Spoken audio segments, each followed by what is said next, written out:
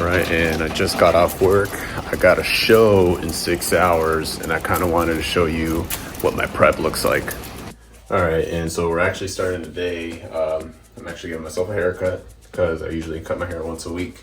It usually falls anywhere between a Thursday through a Saturday, but I felt like today might be a good day to do so, especially because I have a show coming up. I was just thinking, so with cutting my hair, I started, I want to say 3 years ago now. And 3 years ago, I actually had long hair, and I would kind of tie it up in a man bun. I basically had the sides faded in, and so I had gone to the barber once, got it, professionally done and kind of outlined. But then after that, every week I would just kind of maintain it, and I would start practicing fading my own hair. It wasn't until maybe 6 months ago I decided to actually cut all my hair off. I just started getting really tired of it, and I was kind of nervous at first, just because normally with my hair long, if there was ever a week that I didn't really do a good job fading in the sides, I could just have my hair down and hide it, right? Well, now with my hair gone, if I give myself a bad haircut, I'm kind of stuck with it for at least a week. But so far it's been going good. I mean, right now I just kind of got it all one even size, and now I'm gonna just kind of start to fade in everything around. Anyways, this kind of just got me to thinking about like music production, and it's just one of those things that you're just gonna have to keep doing it in order to get good at it. Like my haircuts. When I first did it, I was not good. There was a couple times where I messed up. Thankfully, like I said, I had my hair to cover it up. But now I'm, after having done it for 3 years, I feel really competent in doing it. The same goes with my music production. Been doing it for about 1.5 years now, and I can say now that, like, compared to how I was when I started, I'm feeling much more competent. I know there's a lot more to learn. There's a lot more things to cover, so to speak, but I'm definitely feeling like I'm at a good spot. So really cool analogy there. Just kind of compared it to cutting my hair.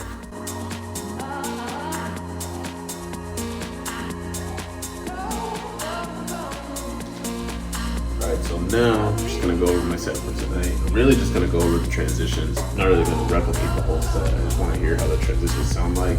Feeling pretty good about it, but again, just want to do one more take. So let's see how this goes.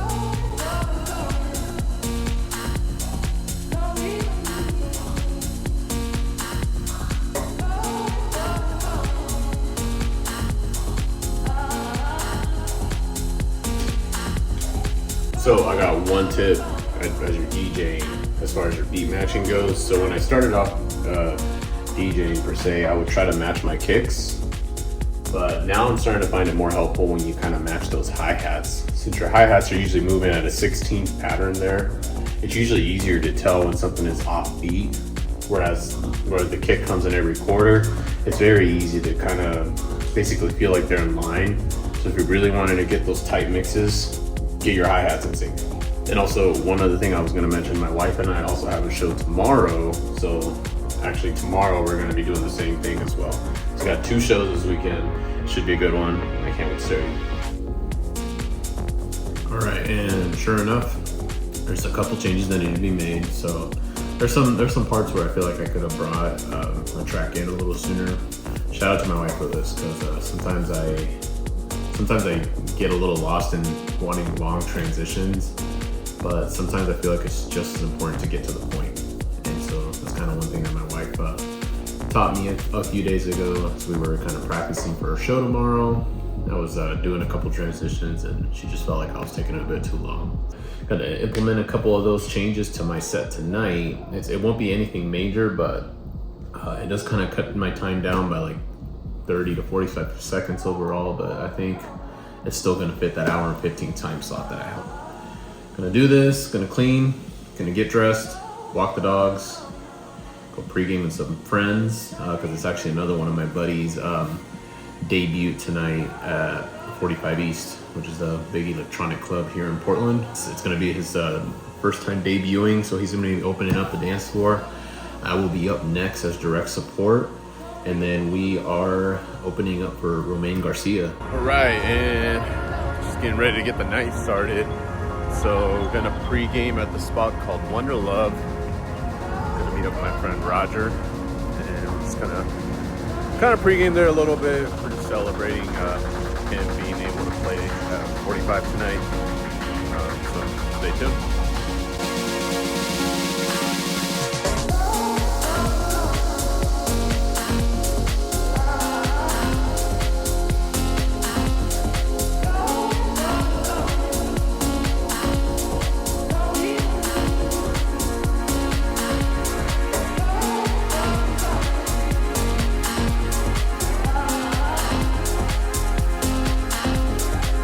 All right, we are in the green room. It's a little blurry. Let's actually get some good footage up here. So, kind of showing you what it looks like backstage at 45 East. Pretty cool. Let's see what we can do. Just got done. I'm exhausted. That was really fun. Unfortunately, I didn't record any footage of me playing. I was just kind of too into the zone there, but overall, it was a good night. So tomorrow's day 2. And good morning. We're on day 2. Like I said, didn't get a chance to record any of the actual set last night there. I was just kind of too into the zone there, but I am gonna try to get some footage today. Day 2, gonna prep for that today. Gonna be doing a Dine&Dash debut, which is my wife and I's back-to-back duo name. So should be fun. All right, and taking a little interlude here before the show, and I kind of wanted to take this moment to just talk about something that's happened recently for me. So I got a rejection email from the label. I've gotten a couple of those in the past, but with this one, it was just a track that I worked really hard on. I've been doing a track a month, and yeah, it was humbling. But it was also reassurance for me that this is normal and this is all a part of the process. I think you're going to be faced with instances of failure. I think the important thing is to just be able to get back up.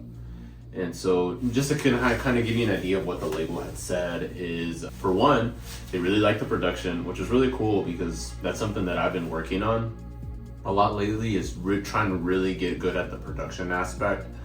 I feel like with good writing, arrangement, and production, tends to make the mix and master more easy.